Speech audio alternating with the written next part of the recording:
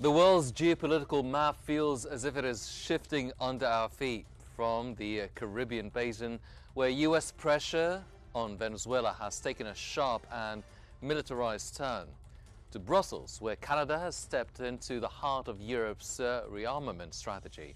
Global tensions are thickening in ways that echo older confrontations but carry the weight of a new era. Nations are recalculating their alliances. Leaders are hardening their rhetoric, and military assets, from carrier groups to industrial loan mechanisms, have become symbols of a deeper strategic competition. So what's driving this turbulence? Where do the next flashpoints lie? Tonight we'll find out, here on In Focus. I'm Henny Saif.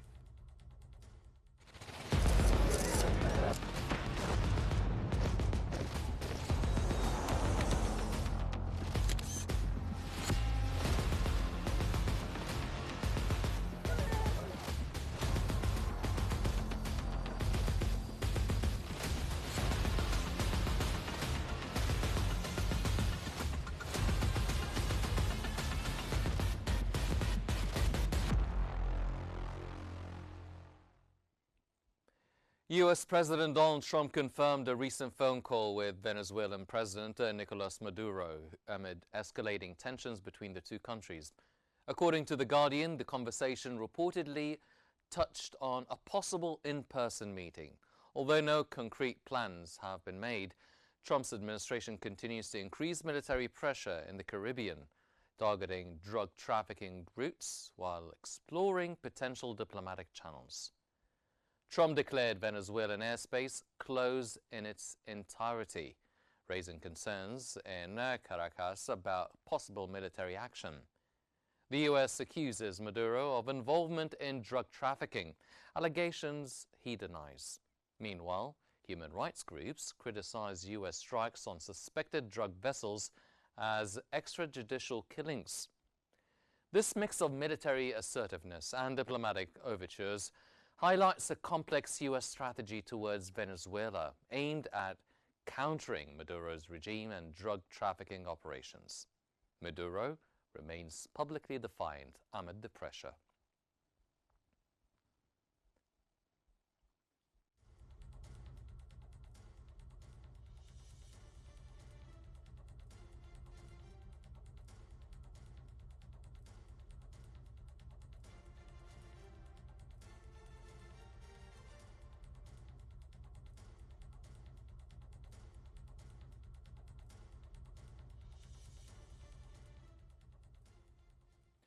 In our first segment tonight, we turn to the Western Hemisphere, where President Trump has intensified pressure on Venezuela's Nicolas Maduro.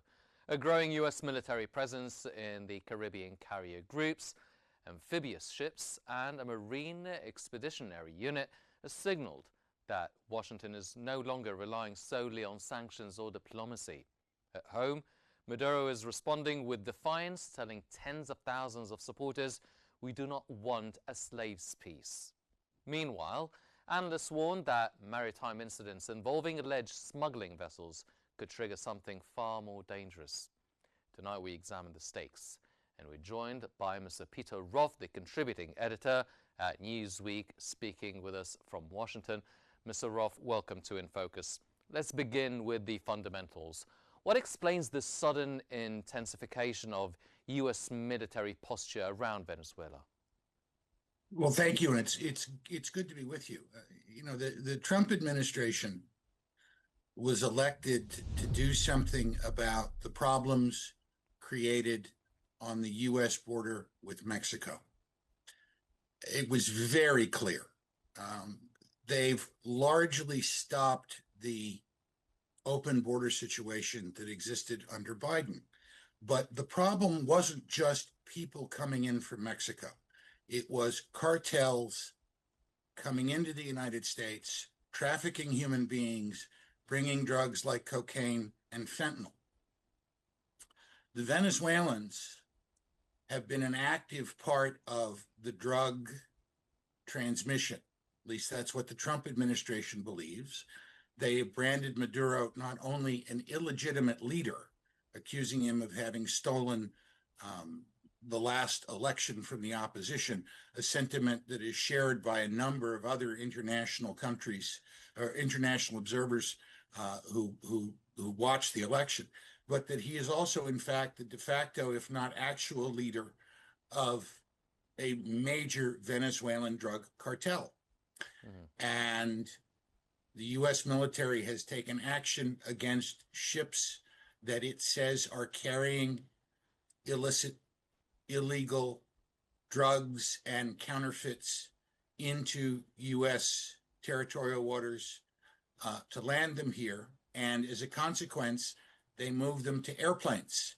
And so the president has announced that the airspace is closed, which I suppose gives him some level of authority under U.S. law to shoot down planes that are suspected of being in the business of transporting cocaine, fentanyl, other illicit products into the United States from Venezuela.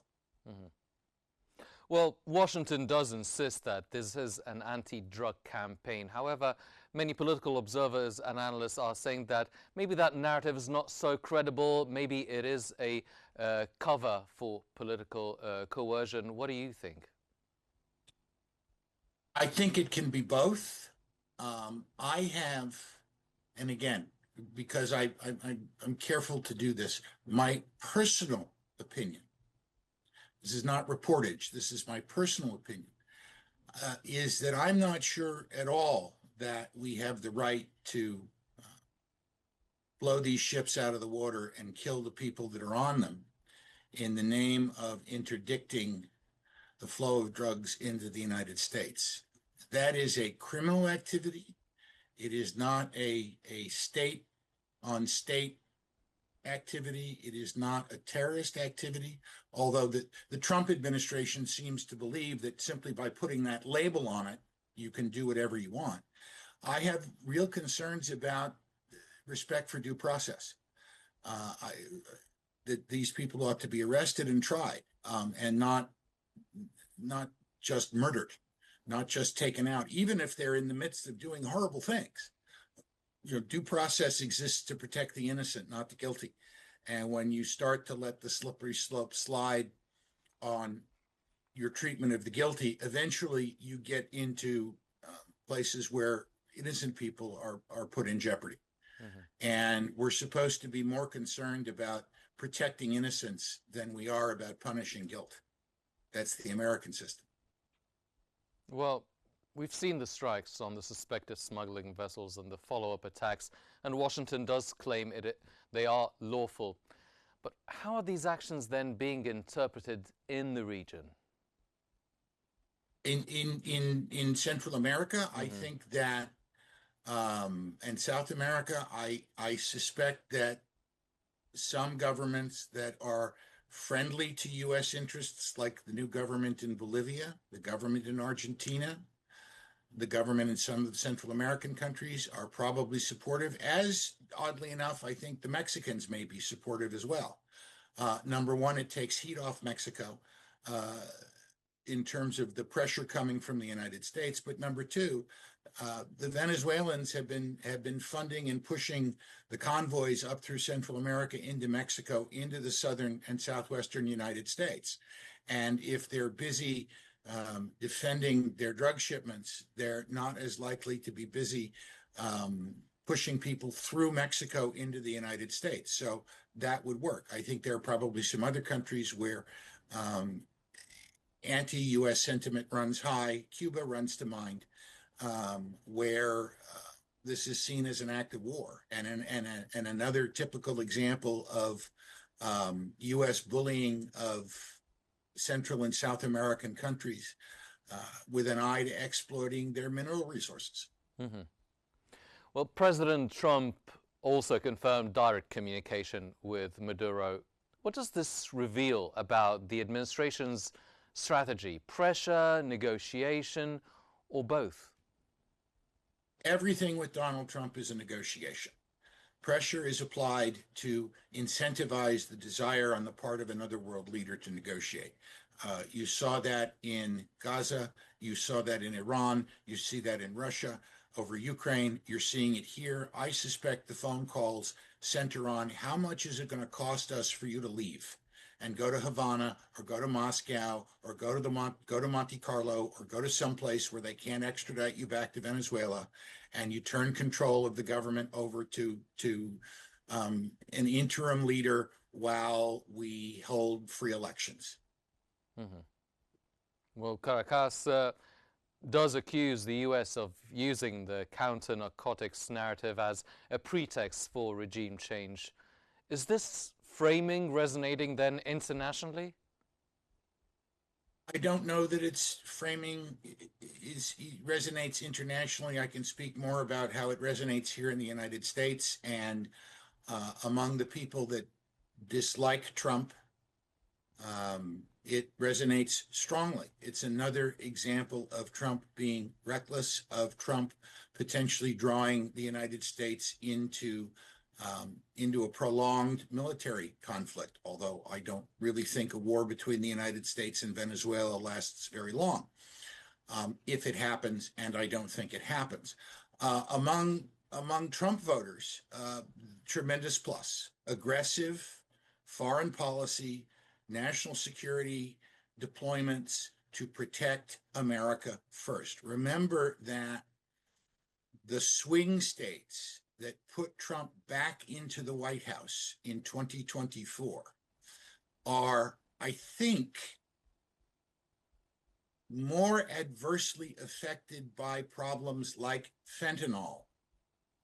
And I'm thinking particularly of Ohio, the home state of Vice President J.D. Vance, than a lot of other states. And it is that kind of frustration, that kind of neglect, the economic hollowing out of company towns throughout the old Rust Belt, where drugs have come in and are both a profit center for the people who continue to live there and a way to escape the oblivion of their lives. That cutting off the fentanyl, cutting off the other drugs is seen as an effort to rescue those communities. So it's no surprise that Trump's approval rating among Republicans is close to 90%. Mm-hmm. Well, Mr. Rov, reporters highlight the danger of an escalatory maritime incident. How realistic is the risk of a U.S.-Venezuela military clash? Do you think it would lead to an outright confrontation? I think the only danger exists if another nation that is more powerful than Venezuela, that has a larger navy than Venezuela, would choose to come alongside Venezuela as an ally if there were an incident. Mm-hmm. And then if you are at the level where it's Venezuela and Russia or Venezuela and China, then potentially you have a real crisis on your hands that might cause President Trump to back down. Absent that, as I said, and I could be wrong because there weren't a lot of people who predicted that North Vietnam was going to beat the United States in the war in Indochina. Mm-hmm. But I don't think a U.S.-Venezuela crisis, military crisis, shooting war lasts very long. It'd be kind of like the Falklands and would probably lead to the downfall of the Maduro regime, much as the war in the Falklands led to the end of the junta in Argentina. Mm-hmm. Mr. Peter Rov, the contributing editor at Newsweek, thank you very much for joining us from Washington. As tensions thicken across the Americas, another strategic shift is unfolding thousands of miles away in Europe. A continent long reliant on NATO's umbrella is now accelerating its own rearmament, and for the first time, a non-EU country has stepped into the center of this effort. Canada's entry into security action for Europe, SAFE, the EU's massive rearmament loan instrument, marks a significant new phase in transatlantic defense politics. Let's turn to Canada. Canada has reached a historic agreement to join the European Union's flagship defense procurement program, the €150 billion Security Action for Europe. the SAFE initiative. Bloomberg stated that this partnership grants Canadian defense companies access to EU-backed loans and joint weapons procurement projects, enhancing their ability to compete in the European defense market. The agreement, announced by Prime Minister Mark Carney and Defense Minister David McGuinty, coincides with Canada's largest military spending increase in over 70 years. By joining SAFE, Canada solidifies its strategic ties with the EU, moving to diversify defense cooperation beyond the United States. Details on Canada's entrance fee remain undisclosed, but the deal includes provisions on intellectual property rights and participation levels, with Canada allowed a higher than typical share in weapon system investments under this framework.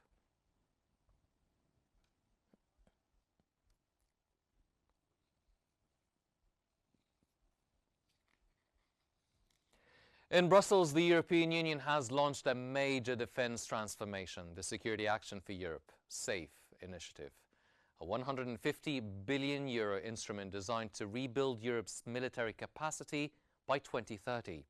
This week, Canada became the first non-EU partner to join SAFE, giving Ottawa access to long-maturity rearmament loans and deepening cooperation with European industry. But the move comes amid new tensions. Russia has sharply condemned NATO after comments from senior leadership that a preemptive strike could be considered in certain scenarios, calling the remarks irresponsible and destabilizing. To unpack these developments, we turn to our guest. Joining us from London is Mr. Nicholas Williams, the former NATO official. Mr. Williams, thank you for joining us here on In Focus. What does Canada's entry into SAFE tell us about the evolving shape of Western defense cooperation? Well, it tells us that Canada is keen and able to join a significant EU program outside NATO, but inside the EU defense potential. So Canada is a country which has been courted by the EU and wants to be courted by the EU, because for Canada, the arrangements in the EU are more pleasant and more amenable than anything that the United States are offering at the moment. Mm-hmm. So yes, it's a marriage which is has been entered into by both sides willingly and enthusiastically. The first non-European Union state invited into the mechanism. So why Canada and why now? Well, Canada did sign a partnership agreement with the EU last year, and Canada has been a country in NATO which has argued in favor of Ukraine and supporting Ukraine to the hilt.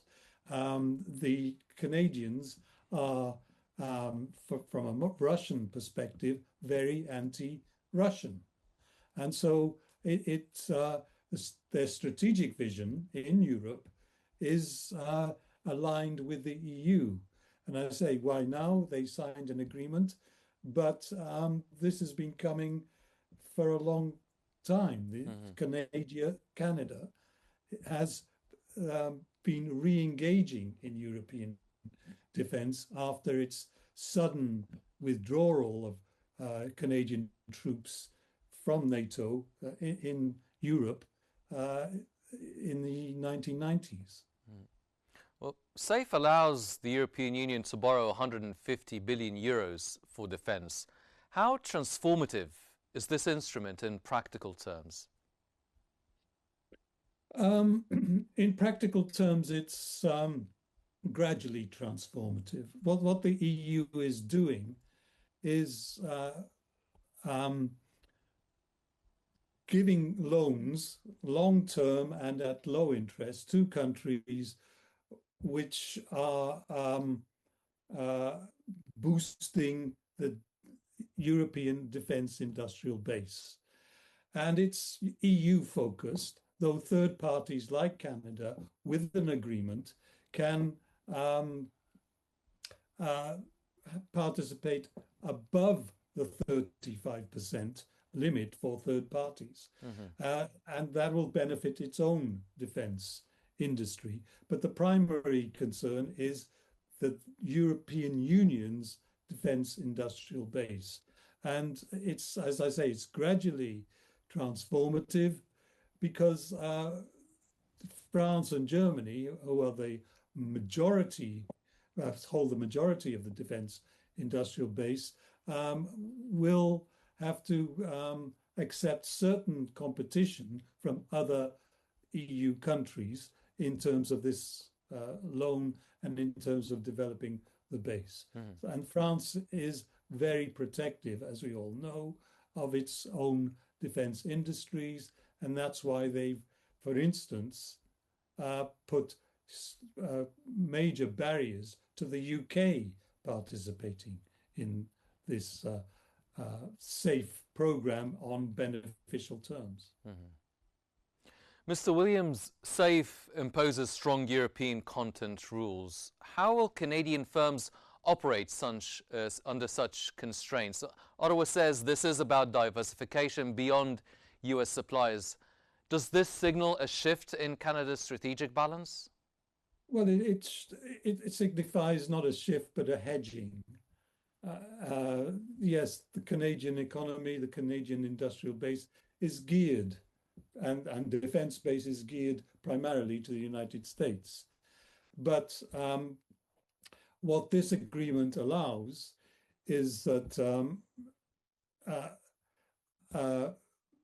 the Canadians can partner with an EU country and contribute more than the 35% limit that it would have had to do without this agreement, more than the 35% limit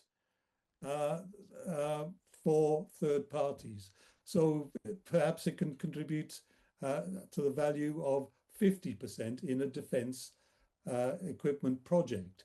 And that would mean that the Europeans are building up their defenses, building up their industrial base. And that means opportunity for the Canadians to diversify, as you said, but also to hedge against arbitrary decisions by the Trump administration. Well, do you see SAFE complicating procurement decisions, particularly those involving the US systems, such as the F-35s? Not really. There are arrangements in the F-35 program for offsets and production in various countries of spare parts or even significant elements of the aircraft. I know this SAFE program is about European produced and developed equipment and expanding the scope. And so, yes, France has an aircraft, defense aircraft industry. Sweden has, others have. And gradually, the US defense procurement system, defense supply system to Europe will be under pressure gradually, and in time will be under pressure as more countries choose, European countries choose European equipment as opposed to United States equipment. So F-35 is not in danger, but in the long term, the balance of equipment purchases by Europe will favor Europe. What about Russia's reaction? How seriously should we interpret Moscow's condemnation of NATO's preemptive strike comments? Well, as far as I can tell, these comments were not a considered policy comment. It was from the chairman of the military committee. The military committee is the advisor to the North Atlantic Council, which is the political body, decision-making body of NATO. And the military committee doesn't have the power to decide overall NATO policy. So this was the comments of preemptive action in certain circumstances were a reflection.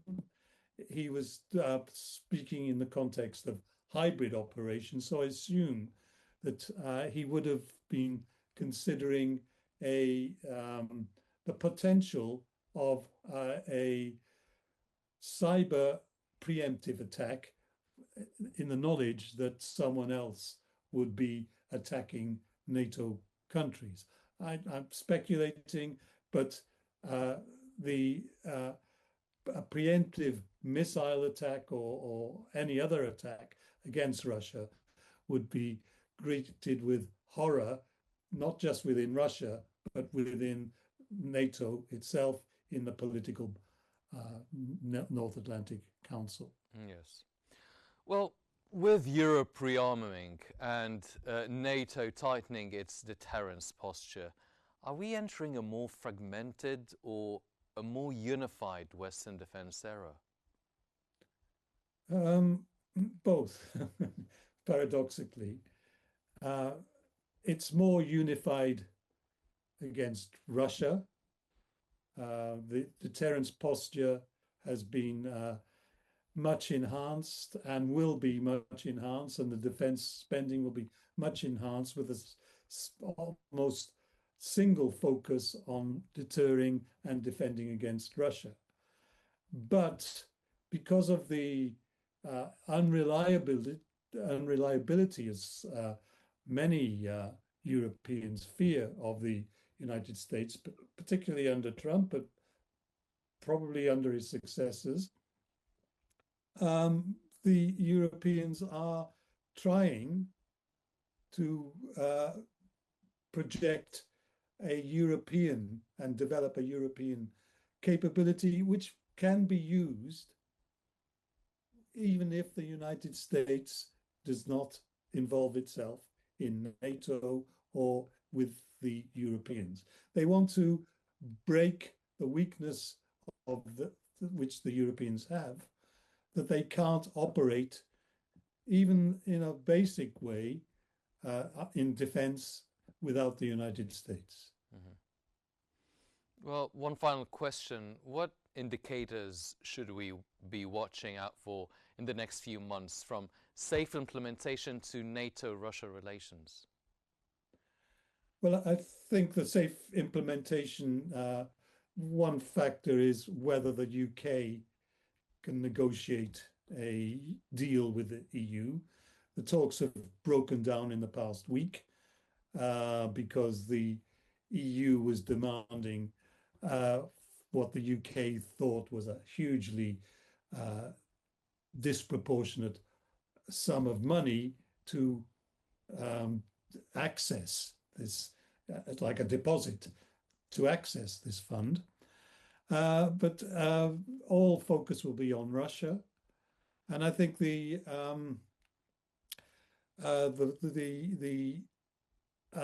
talks in Russia today between Witkoff and the Russians will be significant, not because there will be a deal, but because there won't be a deal, and that means the US will have to think about whether it sides with the Europeans and accuses Russia of not cooperating, or whether they'll double down and put pressure on the Ukrainians to do a deal. Mm-hmm. And I think that's the signs we should look out for. I don't believe that the Americans and Trump will walk away. He's gone too far in terms of this, his idea of a mediator and a deal maker to walk away. I think so. It's either or, either put pressure on the Ukrainians or oppose the Russians. Mr. Nicholas Williams, the former NATO official, thank you very much, sir, for joining us. Tonight's discussions underline a world moving into sharper, more unpredictable alignments. In the Caribbean, pressure and defiance are colliding dangerously. In Europe, rearmament is accelerating while Moscow and NATO exchange pointed signals. Whether these flashpoints stabilize or ignite will depend on choices made in the coming weeks by leaders who are fully aware that geopolitical clock is ticking. We'll continue to follow every development here in Focus. I'm Henny Seif. Thank you for joining us.